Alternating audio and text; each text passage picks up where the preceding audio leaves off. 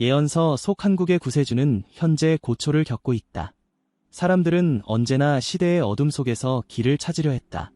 길이 보이지 않을 때 가장 많이 찾은 것은 바로 예언이었다. 한반도의 역사를 돌아보면 흉년과 전란이 이어질 때마다 사람들은 누군가 이미 오래전에 기록해 두었다는 말들을 떠올렸고 그것이 진실인지 아닌지는 중요하지 않았다.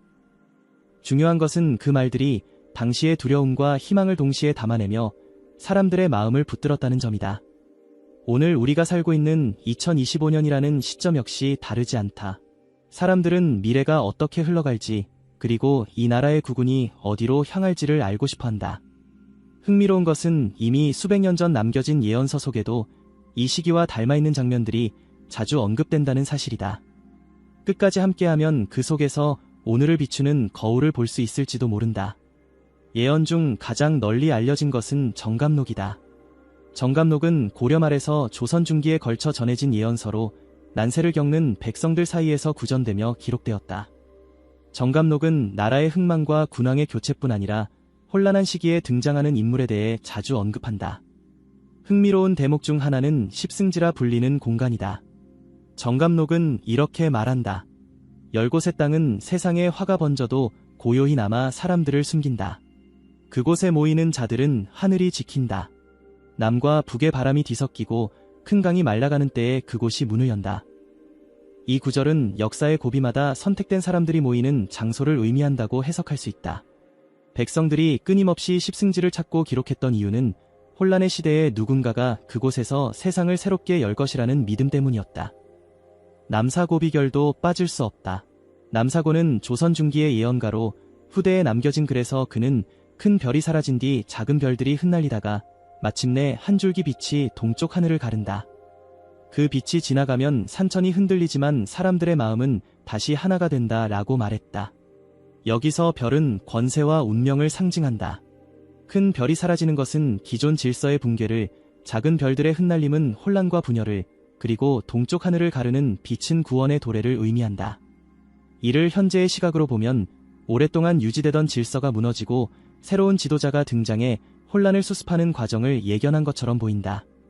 도선비기도 눈여겨볼 필요가 있다. 도선은 풍수지리로 유명한 승려였지만 그와 관련된 비밀스러운 기록들은 후대의 예언서로 전해졌다. 도선비기에는 이런 구절이 있다. 강산은 그 자리를 바꾸지 않으나 사람의 운명은 바람처럼 흩날린다. 그러나 천년에 한 번 물길이 뒤집히듯 새로운 운이 들어온다. 그 운은 남쪽에서 불어와 북녘까지 스며들고 산을 넘어 바다를 건넌다. 이 구절을 곱씹어보면 역사적 전환점을 암시하는 말처럼 들린다. 강산은 나라 자체를 상징하고 물길이 뒤집히는 순간은 국운이 완전히 바뀌는 시기를 말한다. 남쪽에서 불어오는 운이 북쪽까지 미친다는 것은 남과 북의 대립구도를 넘어서는 거대한 변화를 암시한다고 볼 수 있다. 승문연의와 경험록, 그리고 금기서 같은 기록들은 대체로 혼란한 세상 속에서 어떻게 살아남을지를 이야기하면서 동시에 특정한 인물을 지목한다. 승문연의에는 큰 문이 닫히고 작은 문이 열리리라. 작은 문으로 들어온 자가 오래된 쇠사슬을 끊고 새로운 길을 낸다. 그는 칼을 들지 않고도 칼보다 날카롭다. 말은 가볍지만 사람들의 마음에 무겁게 내려앉는다 라는 대목이 있다.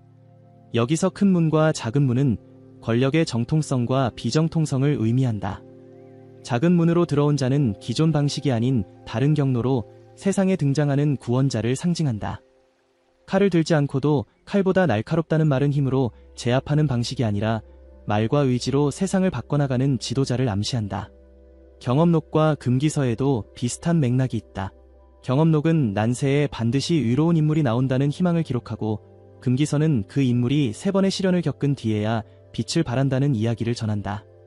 3번 꺾이고 3번 다시 일어난다.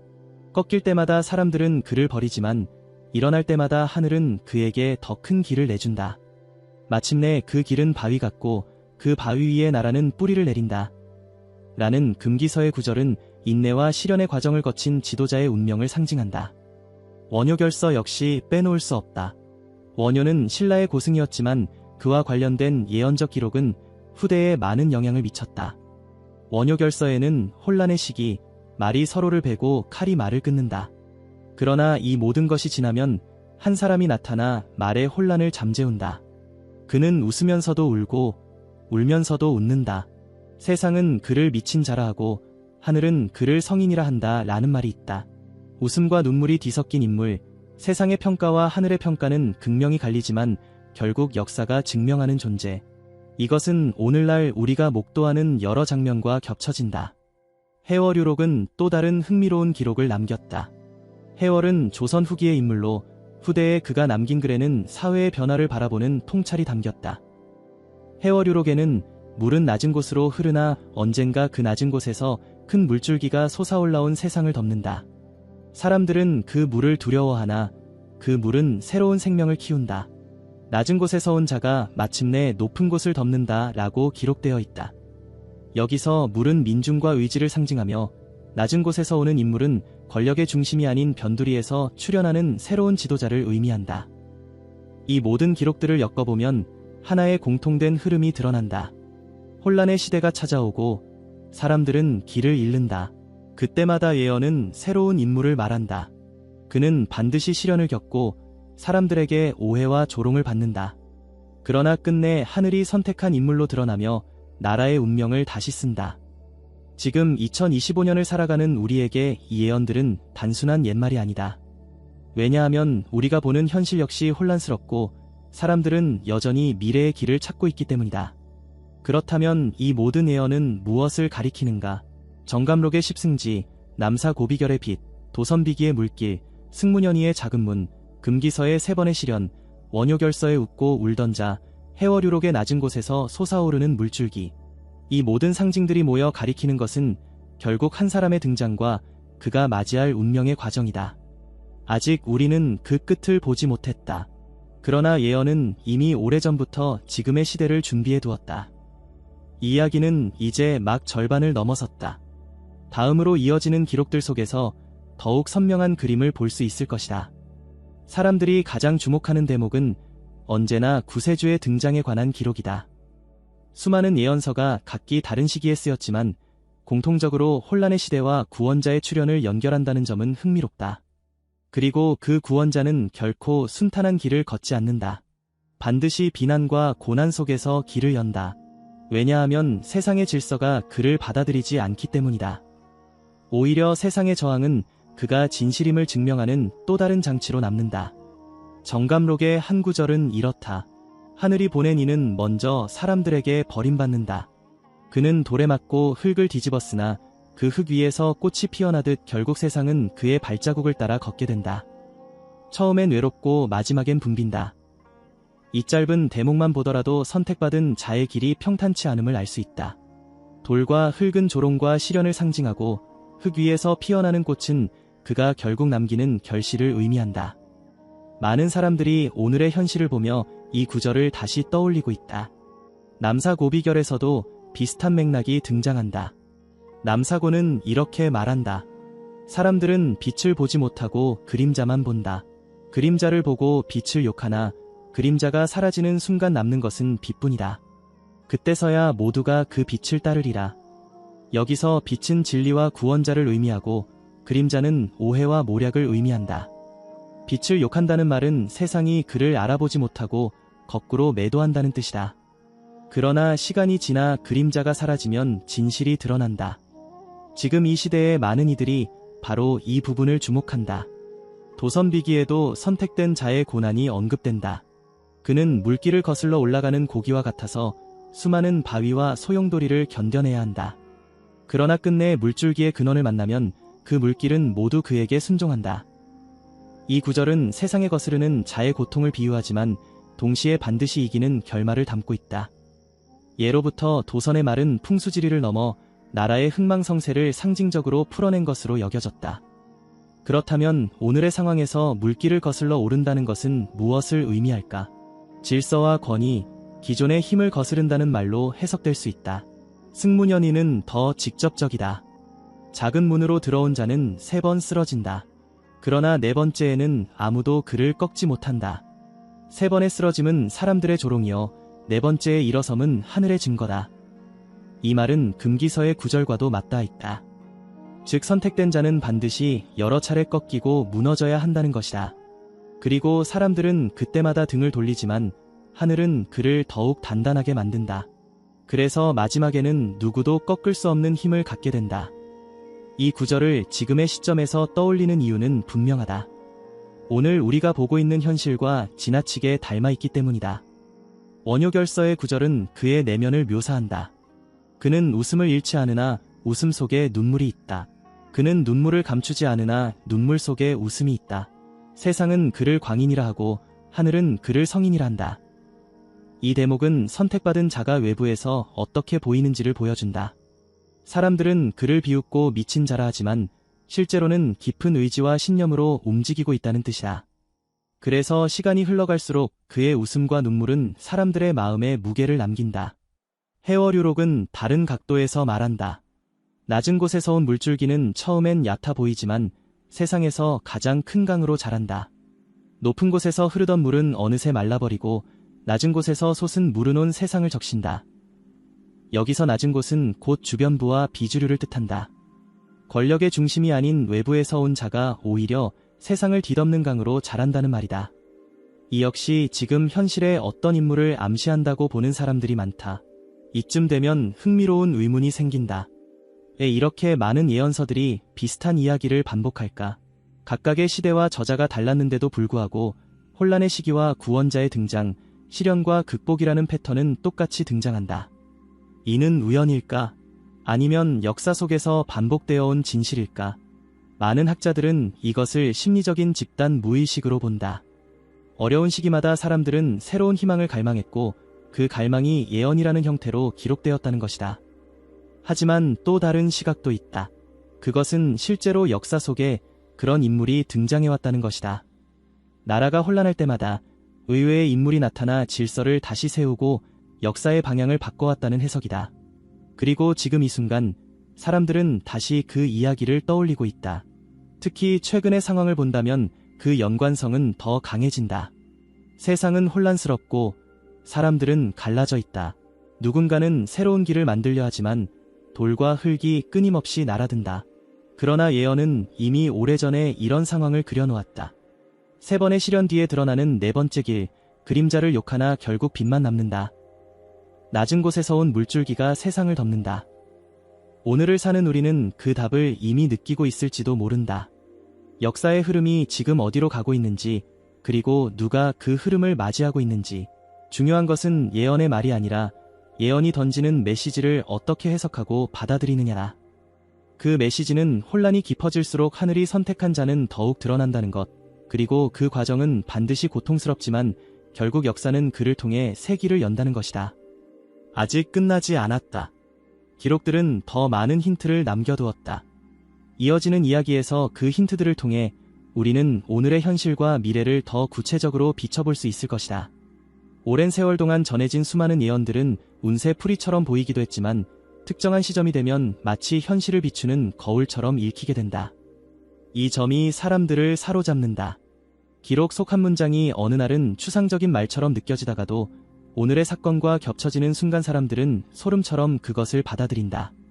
그리고 지금이 바로 그런 시기다. 정감록은 구세주의 고난을 언급하면서도 반드시 그가 승리한다는 점을 반복한다. 시린 바람이 그를 흔드나 바람이 거세질수록 뿌리는 깊어진다. 마침내 그 나무는 온 세상을 덮는 숲이 되리라. 여기서 바람은 세상의 비난이고 뿌리는 그의 신념이다. 이 구절을 지금 떠올리는 사람들이 많다. 현실에서 불어오는 바람이 거셀수록 오히려 뿌리가 깊어진다고 믿는 것이다. 남사고의 기록에는 더 직접적인 암시가 있다. 땅 위의 소리는 모두 그를 욕하나 하늘의 별은 그를 돕는다. 세상은 눈앞의 흙탕물만 보나 하늘은 먼 바다를 본다. 세상의 소리가 그를 향해 거칠게 쏟아지지만 하늘의 별 즉 보이지 않는 힘은 그를 돕는다는 뜻이다. 많은 이들은 이 구절을 보며 눈앞의 상황만으로 진실을 판단할 수 없다는 점을 떠올린다. 결국 먼 바다, 즉 장기적인 흐름이 중요하다는 것이다. 도선비기는 구체적인 장면을 남겼다. 검은 구름이 하늘을 덮고 흰 달빛이 사라진다. 그러나 그 달빛은 다시 돌아와 구름을 찢는다. 구름은 사라지고 빛은 더욱 선명하다. 이 구절은 지금의 혼란스러운 상황을 그대로 묘사하는 듯하다. 검은 구름은 혼탁한 시대와 왜곡된 소문들을 의미하고 흰 달빛은 진실을 의미한다. 구름이 달빛을 가려도 결국 다시 드러난다는 점에서 진실이 영원히 가려질 수 없음을 말하는 것이다. 승문연이의 한 대목은 더욱 강렬하다. 모든 문이 닫히고 길이 끊어진 듯 보일 때 그는 닫힌 문이 아닌 보이지 않던 문을 열리라. 그 문은 사람의 힘이 아닌 하늘의 뜻으로만 열리니 그를 따르는 자는 안전하고 그를 거스르는 자는 후회하리라. 이것은 길이 모두 끊어진 듯 보이는 오늘의 현실과 겹쳐진다. 그러나 예언은 단호하다. 보이지 않던 문이 열릴 것이며 그것은 인간의 계획이 아닌 더 큰 뜻에 따른 것이라는 점이다. 금기서의 기록도 마찬가지다. 3번의 무너짐은 사람의 시험이고 4번째의 일어섬은 하늘의 증표다. 4번째를 지나면 그는 더는 쓰러지지 않는다. 세상의 조롱과 패배가 반복되지만 그것이 곧 시험이라는 것이다. 그리고 마지막에 일어섰을 때는 누구도 흔들 수 없는 존재가 된다는 메시지다. 오늘의 상황과 겹쳐보면 지금은 시험의 연속일지라도 결국 마지막 증표가 드러날 것이라는 희망을 준다. 원효결서는 인간적인 묘사를 더한다. 그의 눈빛은 흔들리지 않으나 사람들은 그것을 알지 못한다. 그의 발걸음은 무겁지만 그 무거움이 세상을 바꾼다. 웃는 얼굴 뒤의 고통을 보니는 극히 적다. 이 구절은 선택받은 자의 외로움과 내적 고통을 보여준다. 사람들은 그의 겉모습만 보고 판단하지만 그가 짊어진 무게를 알지 못한다는 것이다. 그러나 그 무거운 발걸음이 결국 역사를 바꾼다. 해월유록의 또 다른 부분은 놀라울 만큼 직설적이다. 산 아래에서 들려온 작은 목소리가 온 산을 뒤흔든다. 처음에는 미친 소리라 비웃지만 나중에는 그 목소리를 따라 울린다. 산이 울리고 물이 울리고 사람의 마음이 울린다. 여기서 작은 목소리는 선택된 자의 외침을 뜻한다. 처음엔 무시와 비웃음을 당하지만 결국 그 울림이 모든 것을 움직이게 된다는 말이다. 각각의 예언이 지금의 상황과 너무나 자연스럽게 겹쳐지고 있다. 혼란, 조롱, 고난, 외로움, 그러나 끝내 드러나는 승리와 새로운 길. 사람들은 이 흐름 속에서 지금의 현실을 다시 바라본다. 그리고 묻는다. 과연 지금의 고통이 그 마지막 길로 가는 과정은 아닐까? 이 질문은 실제로 수많은 이들이 품고 있는 의문이다. 왜냐하면 현실의 장면 하나하나가 마치 오래된 책의 구절을 증명이라도 하듯 겹쳐지고 있기 때문이다. 눈앞의 갈등, 쏟아지는 비난, 외로운 길, 그러나 동시에 지켜보는 이들의 마음속에 피어나는 희망. 그 모든 것은 이미 오래전 기록된 이야기의 반복처럼 느껴진다. 이제 남은 것은 그 기록들이 보여주는 결말이다. 과연 어떻게 새로운 길이 열리는가? 그리고 그 길은 어떤 미래로 이어지는가? 예언의 마지막 부분은 바로 그 답을 담고 있다. 예언들은 공통적으로 마지막 시련 이후에 반드시 새로운 길이 열린다고 강조한다. 개인의 구원만이 아니라 그와 함께하는 이 땅 전체가 변한다는 것이다. 정감록의 마지막 구절은 이렇게 전한다. 새하늘과 새 땅이 열리면 백성은 다시 웃음을 찾고 땅은 황폐하지 않으며 곡식은 하늘의 이슬처럼 내린다. 그 시기에 백성은 굶주리지 않고 물은 마르지 않는다. 이 말은 혼란과 갈등이 사라지고 안정된 질서가 자리 잡는다는 의미로 해석된다. 남사고의 글은 이와 비슷하지만 더 묘사적이다. 불타던 들판이 푸르게 다시 살아나고 죽은 나무가 꽃을 피운다. 사람들이 서로 손을 잡고 웃는다. 오랫동안 갈라져 있던 길이 하나로 합쳐지고 먼 곳에서 온 이들도 함께 노래한다. 이 구절은 사람들 사이의 갈등이 끝나고 통합과 화해가 이뤄지는 시기를 말한다.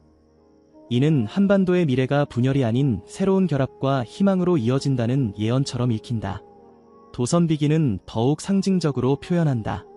철의 벽이 무너지고 돌의 길이 열리면 새 아침의 소리가 동쪽에서 들린다. 그 소리에 잠들었던 자들이 깨어나며 온 세상이 함께 맞는다. 철의 벽은 막혀있던 장벽을 의미한다. 돌의 길은 사람들이 갈 수 없었던 길이 새롭게 열리는 것을 뜻한다. 동쪽에서 울려 퍼지는 새 아침의 소리는 이 땅의 희망을 말한다. 승문연이는 이 과정을 길이 없는 곳에 길이 열리고 빛이 없는 곳에 빛이 머문다. 그 길은 누구나 갈 수 있으나 끝까지 가는 자는 많지 않다. 그러나 그 길을 보여준 이는 기억되리라. 라고 묘사했다.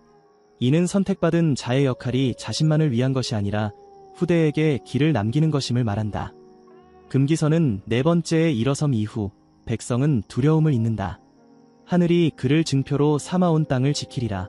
그가 사라져도 그 빛은 꺼지지 않는다. 라고 남겼다.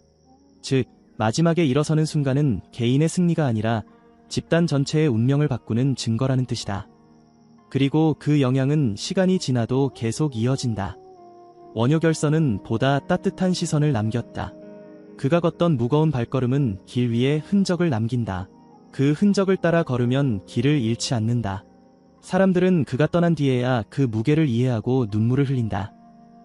여기서 중요한 것은 뒤늦은 깨달음이다. 사람들은 처음에는 비난하거나 무관심했지만 시간이 지나고 나서야 그의 선택이 어떤 의미였는지 이해하게 된다는 것이다. 해월유록은 이렇게 마무리한다. 처음에는 작은 목소리였으나 마침내 그 목소리가 바람이 되어온 세상을 휩쓸리라. 그 바람은 파괴가 아니라 정화이고 무너짐이 아니라 세움이다. 사람들은 그 바람 속에서 다시 태어난다. 이는 마지막 변화가 혼란이 아니라 정화라는 점을 강조한다. 많은 이들이 두려워하는 격변의 시기가 사실은 새로운 질서를 세우기 위한 과정임을 보여준다. 이 모든 기록들이 한 방향을 가리킨다.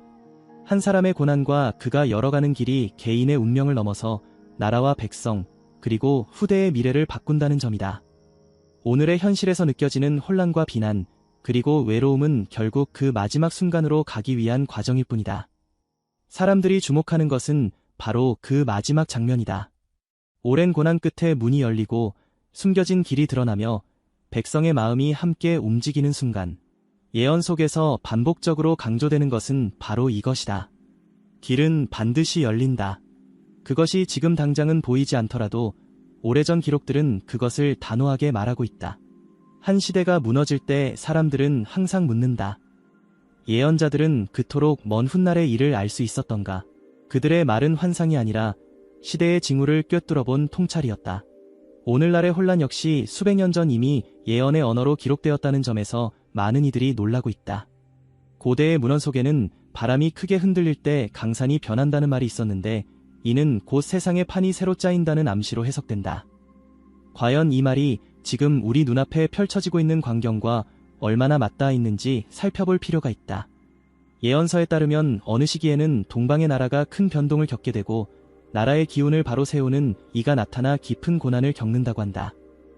흥미로운 것은 이 인물에 대한 묘사가 매우 구체적이라는 점이다.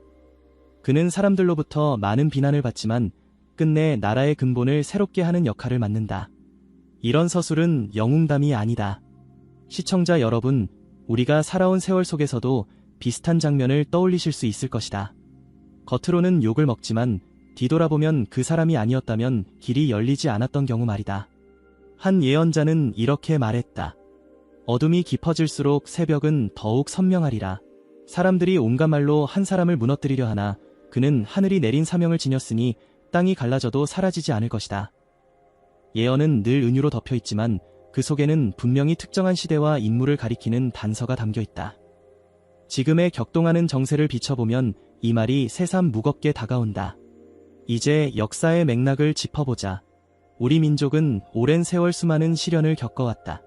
외세의 침탈, 정치적 혼란, 경제적 위기, 그리고 수많은 내적 갈등까지 늘 어두운 그림자가 드리웠다. 그러나 그때마다 신기하게도 길을 트는 사람이 나타났다.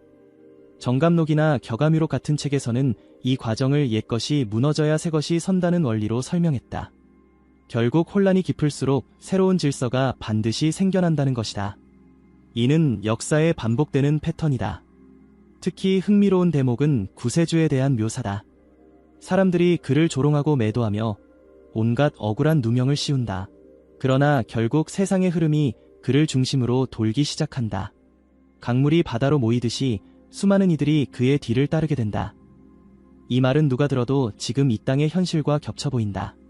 세상의 중심이 흔들리는 시기, 특정한 인물이 모진 시련을 겪으면서도 역사의 무대에서 물러나지 않고 끝내 제 역할을 수행하는 모습. 과연 이 우연의 일치를 어떻게 설명할 수 있을까? 여기서 중요한 것은 예언이 말하는 수모의 의미다. 왜 구세주는 반드시 고난을 겪어야 하는가? 고난을 통해 그가 진짜인지 가짜인지 드러난다는 것이다. 아무리 많은 공격과 비난이 쏟아져도 무너지지 않는다면 그가 하늘이 맡긴 임무를 지닌 자라는 확증이 된다. 다시 말해 고난 자체가 증거라는 뜻이다.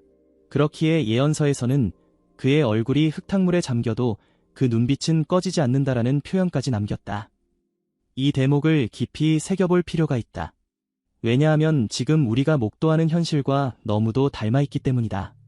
많은 이들이 불안해하고 또 많은 이들이 분노한다. 그러나 예언이 전하는 메시지는 단순하다.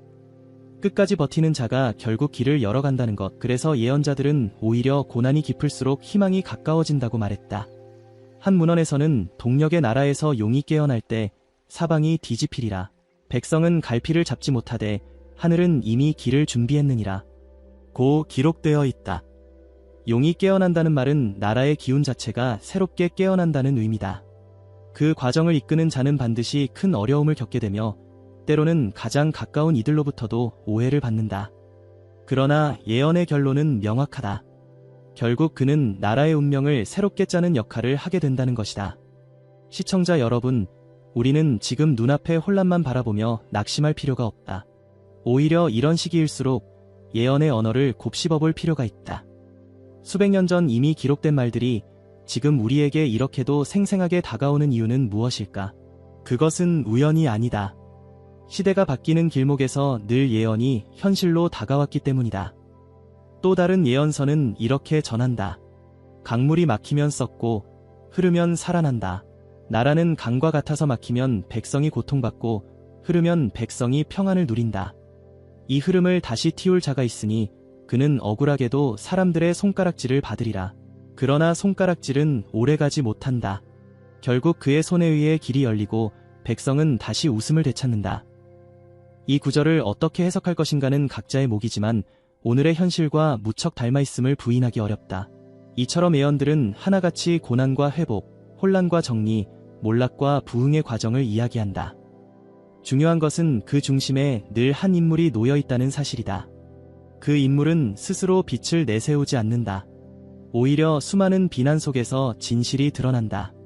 이것이 예언서가 전하는 독특한 구조다. 그래서 지금의 시련 역시 결코 끝이 아니라 새로운 시작을 위한 과정으로 읽힐 수 있다. 이야기를 정리하며 한 가지를 강조하고 싶다. 예언은 미래를 미리 정해놓는 것이 아니라 우리가 길을 잃지 않게 안내하는 나침반과 같다. 그렇기에 지금의 혼란을 두려워하기보다는 그 속에서 새로운 길이 열릴 징조를 읽는 것이 중요하다. 시청자 여러분, 수많은 예언서들이 공통으로 말하는 것은 결국 희망이다. 고난의 끝에 반드시 새로운 구군이 열린다는 희망 말이다. 2025년 한국 미래 구군 예언을 통해 우리는 한반도의 운세와 대한민국의 새로운 길을 다시금 바라보게 된다.